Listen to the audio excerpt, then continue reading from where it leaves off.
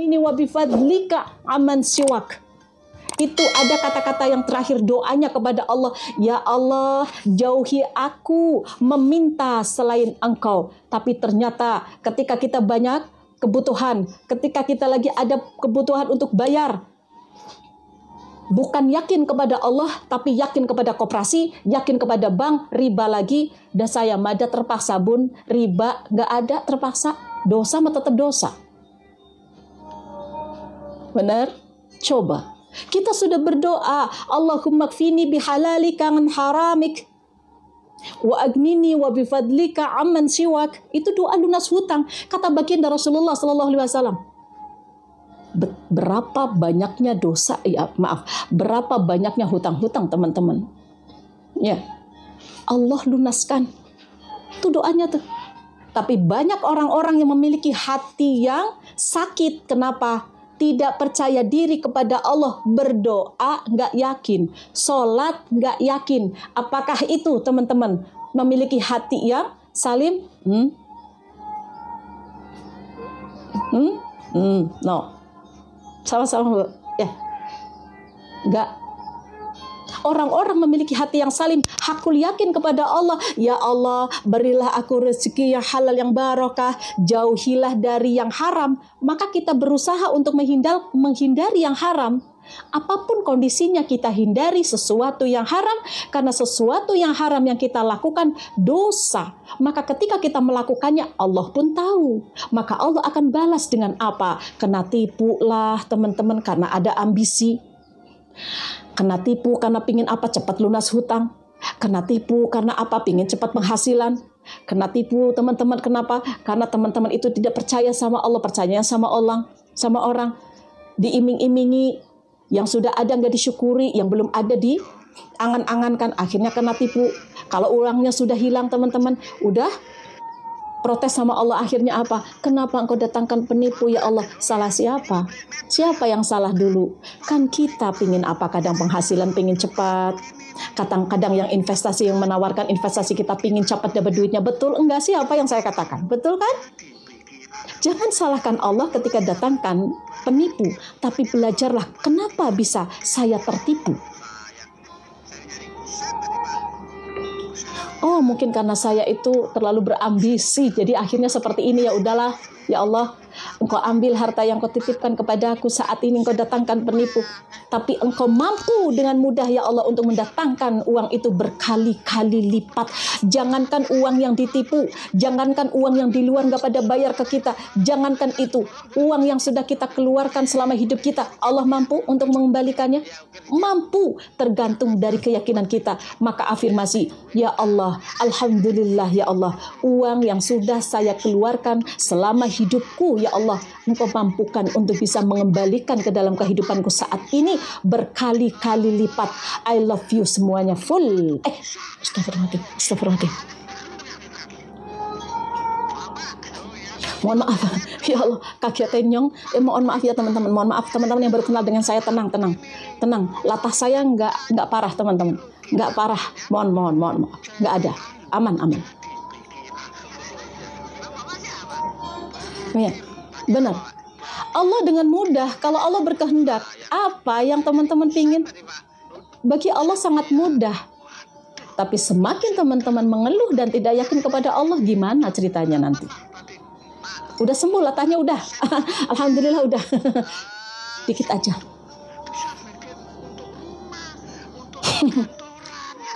udah sembuh, aman. Ya? Paham ya? Oke. Jadi teman-teman, yang ketiga yang harus kita jaga, manusia di atas rata-rata, apapun yang terjadi dalam kehidupan dia, apapun yang terjadi dalam kehidupan kita, maka teman-teman itu berpikir positif. Ya Allah, engkau datangkan sakit kepadaku, engkau akan ambil dosa-dosaku.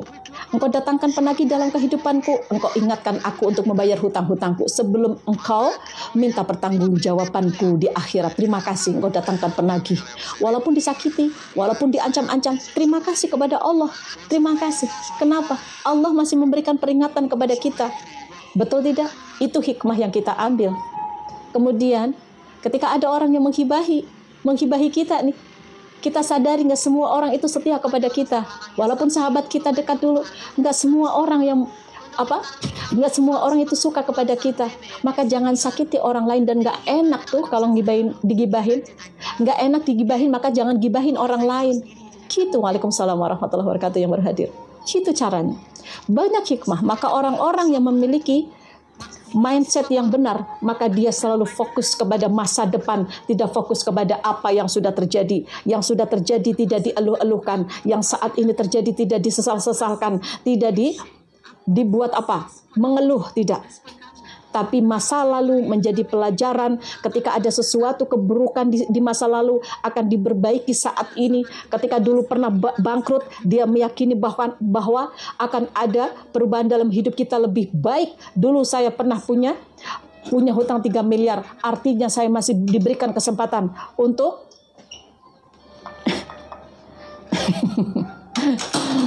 Oke. Kita masih diberikan kesempatan untuk apa? Saya pasti bisa mendapatkan kesempatan penghasilan lebih dari apa yang sudah saya keluarkan dulu ketika saya bangkrut, berkali-kali lipat tanpa batas. Dulu saya kehilangan rumah, Allah akan memberikan rumah terbaik lebih dari dulu yang saya miliki. Gitu. Tenang aja. Ya, mindset apa yang kita pikirkan itu yang terjadi dalam kehidupan kita. Allah sesuai dengan prasangka hambanya, maka berprasangka baiklah kepada Allah bahwa ada hari esok yang lebih baik daripada hari ini. Ibadah hari ini, nanti, dan seterusnya lebih baik daripada ibadah yang kemarin. Gitu. Ya. Baik. Kemudian yang keempat, teman-teman, apa? Jiwa. Jiwa ini harus kita tenangkan. Manusia di atas rata-rata ketika dia menghadapi masalah dia tenang. Ya Allah, dia itu nggak kelihatan punya masalah. Dia nggak punya duit, nggak kelihatan. Karena apa? Karena jiwanya terasa tenang. Melihat aja udah tenang. Kayaknya dia tuh nggak ada masalah, nggak ada ujian. Kata siapa? Baginda Rasulullah Sallallahu Alaihi Wasallam. Sudah bengkak-bengkak ibadahnya. Ada ujiannya? Ada. Nggak semua orang. Keluarganya suka kepada dia, kepada beliau. Kepada beliau, Allahumma sholli ala sayyidina Muhammad wa ala ali sayyidina Muhammad. Enggak semua suka. Lah kita ibadahnya bengkak-bengkak, bengkok-bengkok, teman-teman, bentar-bentar, teman-teman, pegel-pegel, ngeluh-ngeluh. Iya. Benar enggak? Enggak. Sahabatku, ini ada kata-kata. Mohon doa. Bunda, doanya apa untuk anak yang bandel? Enggak ada anak bandel, Kak Umairah. Enggak ada anak bandel. Enggak ada. Itu hanya proses saja. Proses aja, mungkin dia saat ini itu sedang dalam kondisi depresi mungkin, atau dia ada lingkungan yang salah mungkin ya. Nggak ada anak bandel, itu doa. Nggak boleh ya, nggak boleh. Anakku soleh, Robbi habli minas solihin. Kita nggak akan pernah tahu anak yang tadinya nggak sholat, anak yang tadinya nilainya nol, anak yang nilainya paling bawah di sekolahnya, siapa tahu jadi anak yang hebat, rezekinya lancar. Siapa tahu dia nanti yang akan mendoakan kita ketika kita meninggal. Siapa tahu dia yang nanti gontong kita ketika kita masuk ke liang lahat. Siapa tahu nanti dia yang menggotong kita. Siapa tahu dia anak yang pertama kali menangis ketika kita sakit atau ketika kita meninggal. Nggak usah. Doakan aja. Dan jangan dimarah-marah terus-terusan. Iya, jangan dimarah-marah terus-terusan. Nanti tambah tekanan. Oke? Yuk, kemudian selanjutnya. Ya, selanjutnya. Apa tadi? Jiwa yang tenang. Tenanglah. Tenang dulu ketika ada masalah. Tenang dulu, serahkan kepada Allah. Hakul yakin. Semua baik-baik saja. Saya melewati ini dengan tenang. Ya? Harus dinasehati anak-anak mah, Kak. Anak-anak itu dikasih nasehati, tapi cari waktu yang tepat. Ketika anak-anak misalkan memberikan kesalahan, jangan pada waktu itu ketika dia lagi marah misalkan. Tenang dulu. Ketika mau tidur dielus. Atau ketika misalkan dia lagi tenang, nah, mama itu pinginlah anak-anak mama itu sholat ya. Coba yang tenang. Karena kita ngomong, nak sholat. Ini dengan tenang, dengan kayak gini. Sholat kamu. Udah tahu kayak gini, bapak-bapak nggak akan masuk. Yang ada adalah apa? Mamah marah-marah. Tapi ketika teman-teman memberikan ketenangan, nah Mama tuh pingin banget sholat. Ayolah nak, sholat nak. Bareng-bareng sama mama yuk. Kasih tahu aja pelan-pelan. Nanti dia akan mikir, kenapa yang kemarin marah-marah sama saya, kok sekarang mama nggak marah-marah. Kemudian ketika dia pulang malam-malam, siapa tahu. Biasanya teman-teman marah-marah. Tapi ketika teman-teman ada anak yang pulang malam, tiba-tiba teman-teman lagi, ketika teman-teman itu lagi apa? Teman-teman itu lagi sholat. Siapa tahu ada anak melihat teman-teman sholat. Kemudian, ya Allah, orang tua saya mendoakan saya. Tapi kenapa ya saya itu dibilangin kok ya susah? Disitulah datang hidayah. Siapa tahu. Ingat, di sini teman-teman yang ada di sini semuanya. Yuk, hidayah itu tidak datang tiba-tiba dari Allah, tidak. Hidayah itu jangan ditunggu-tunggu. Kenapa? Karena hidayah itu akan datang ketika kita meraih hidayah itu. Nantilah saya itu nunggu aja datang hidayah. Saat ini teman-teman, mungkin memiliki hutang, atau saat ini teman-teman sedang bermaksiat, menunggu hidayah datang dari Allah. Kalau kita nggak usahakan, itu tidak akan datang-datang. Ya, tidak akan datang-datang. Kenapa? Karena hidayah itu bukan ditunggu. Menunggu tua dulu lah, saya dapat hidayah. Kalau nanti udah meninggal, mau gimana? Menunggu sukses dunia dulu lah, baru saya dapat hidayah, saya mau sedekah. No. Menunggu anak dewasa dan mandiri dulu lah. Menunggu ini, menunggu itu, nggak bisa. Kita harus ciptakan, ya, orang-orang yang bersungguh-sungguh berjuang di jalan kami. Sungguh akan aku berikan petunjuk atau hidayah tuh. Itu ada di dalam Al-Quran, Al-Ankabut, teman-teman. Al-Ankabut, ya. Ayat 69, ya, ayat 69, bahwa Allah itu akan memberikan hidayah kepada orang-orang yang bersungguh-sungguh berjuang. Maka apa? Bilang kayak gini misalkan, ya Allah, saya ingin kembali kepadamu ya Allah. Saat ini terasa sulit, tapi tiba-tiba Allah datangkan nih. Allah datangkan kebaikan-kebaikan, fiti-fiti orang, live orang yang bermanfaat, tiba-tiba gambar kuburan, tiba-tiba gambar penyiksaan, datang ke tempatnya teman-teman. Di fiti itu mengingatkan sholat, itu tanda-tandanya teman-teman. Maka raih. Dengan cara apa? Masuk ke live, lihat video-video bermanfaat, teman-teman datang ke majelis taklim, raih. Teman-teman, kenapa sih hati saya kok nggak karu-karuan kayak gini? Maka cari tahu. Mungkin teman-teman ada di sini, ada di live TikTok ini teman-teman. Bermuhasabah mungkin dari sini. Meraih hidayah siapa tahu. Yang tadinya nggak ingat dosa dan jadi ingat dosa. Itulah hidayah yang Allah datangkan. Karena apa? Kita jemput, kita paksakan bangun malam. Tapi kita minta sama Allah, ya Allah, ya Rabb, mohon kepadamu ya Allah, bangunkan hamba sepertiga malam. Apakah lantas bangun sepertiga malam? Belum. Kita minta lagi sama Allah, ya Allah, saya beri kesempatan ya Allah untuk bisa berkurban, untuk bisa bangun sepertiga malam. Ada kita raya, ada usaha. Ya, betul. Ya, gitu. Jadi hidayah itu bisa kita raih. Ada anak-anak kita mungkin saat ini sedang meninggalkan sholat.